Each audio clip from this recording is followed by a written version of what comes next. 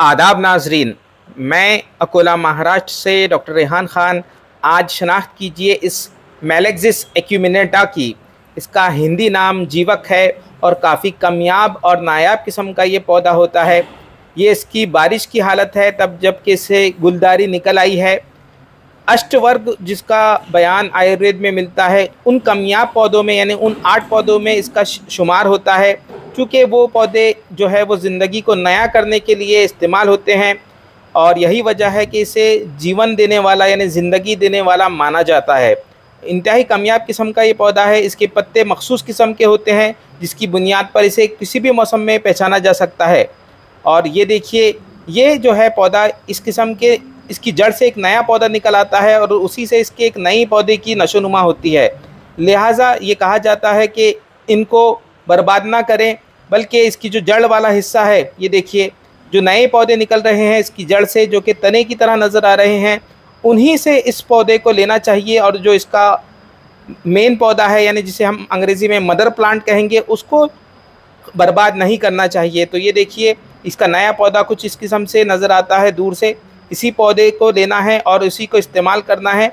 और ये देखिए, मैं आपको बताने की कोशिश करता हूँ। ये देखिए, इसके जो जड़ें होती है वहीं से एक पौधे की शुरुआत होती है दर हकीकत।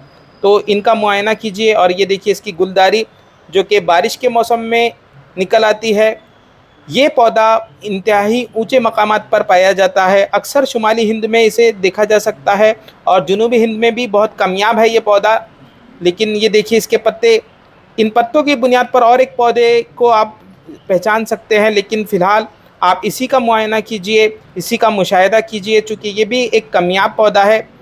ग़ालिबन यूट्यूब पर पहली बार ही कोई इसे इतने मुफस्सिल तरीके से बता रहा होगा। तो ये देखिए इसकी गुलदारी, इसके नीचे के फूल और ऊपर के हिस्से, तो इस किस्म की इसकी गुलदारी होती है जो कि बारिश के मौसम में निकल आती है।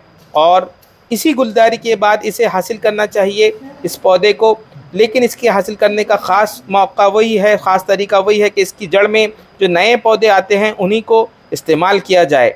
और अब इसके अफ़ाल व ख़वास समझ लीजिए। ये मुक़व्वी बा है, मुहर्रिक बा है और सर्द तर मिजाज की ग़ालिबन ये दवा होनी चाहिए। और देखिए पुष्ट की जानिब से इसके पत्ते कुछ इस किस्म से नज़र आते हैं, ये देखिए। और इसकी गुलदारी को भी बारीकी से देखने की कोशिश कीजिए।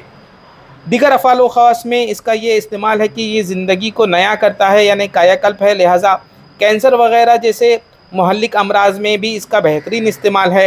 हालांकि ये पौधा कामयाब है। और ये देखिए इसकी जड़ें जहाँ से इसके नए पौधे निकल आते हैं, जिसका कि मैं बार बार ज़िक्र कर रहा हूँ, चूँकि लोगों ने इन्हीं पौधों को ख़त्म करके अब ये पौधा कामयाब बना दिया है और अनमोल भी बना दिया है। तो इसके दाम भी बढ़ गए हैं और ये दस्तयाब भी नहीं हो पाता।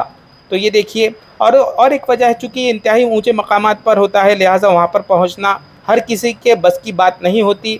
मैं भी आपको इस पौधे को एकदम एक मखसूस गमले में लगा हुआ ही बता पा रहा हूँ। तो ये देखिए इसके पत्तों को बारीकी से देखिए। हमारे यहाँ और एक पौधा होता है जिसे केना कहते हैं, उसके पत्ते भी इन पत्तों से मुशाबहत रखते हैं। लेकिन ये देखिए इसकी गुलदारी जो कि इसकी मुतफरिक शनाख्त बताने के लिए काफ़ी है। तो ये है जीवक का पौधा या मैक्सेलिस एक्यूमिनेटा का पौधा, इंतहाई कामयाब किस्म का पौधा जिसे हासिल करने के लिए कई पहाड़ चढ़ने पड़ते हैं। तो ये देखिए दूर से ये पौधा इस किस्म से नज़र आएगा। हालांकि मैं इसका जो कुदरती मस्कन है उसमें आपको नहीं बता सका। तो ये देखिए इसका जो दूसरा पौधा है, नया पौधा, वो भी देखिए वो निकल आ रहा है और उसी पौधे को लेना है और दवान इस्तेमाल करना है। तो ये है अष्टवर्ग यानी 8 कामयाब पौधों में का एक पौधा जिसे कि हिंदी ज़ुबान में कायाकल्प कहते हैं, उस दर्जे का ये पौधा है। लिहाजा मैं चाहता हूँ कि आप लोग इसे भी पहचान लीजिए और कभी शुमाली हिंद में आपका कहीं से गुज़र हो तो वहाँ पर इस पौधे की तलाश ज़रूर कीजिएगा। और ये देखिए इसके जो नए पौधा आ रहा है उसको भी हासिल करने की कोशिश कीजिएगा ताकि आप उसे किसी गमले वगैरह में लगा सकें और उसका इस्तेमाल भी कर सकें। तो उम्मीद करता हूँ तमाम ज़ावियों से अच्छे से आपने इसकी शनाख्त कर ली होगी और बारीकियों से इसे देख लिया होगा। इसी पैगाम के साथ कि इस पौधे को ढूंढकर इसका एक किस्म से प्रिज़र्व करने की कोशिश कीजिए इस पौधे को, ताकि ये अगली नस्लों तक पहुँच सके। खुदा हाफिज़।